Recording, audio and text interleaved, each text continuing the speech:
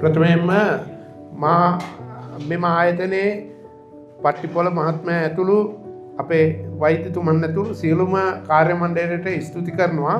මගේ දුව තමයි යුහන්සා කල්නාරා. එයා ටියුරින් වල ලාස්ට් මූවමන්ට් එකේ සිලෙක්ට් වුණේ.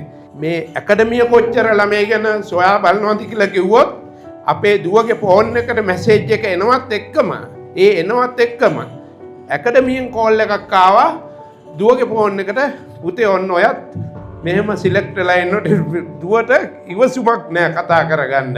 ඒ කියන්නේ එච්චර සතුටුයි. ඒ ළමයා ගැනත් ඒ රෑ වෙලාවේ මං හිතන රෑ 10ක් පහුවෙලා ඒ එක්කම තමයි කෝල් එක ආවේ.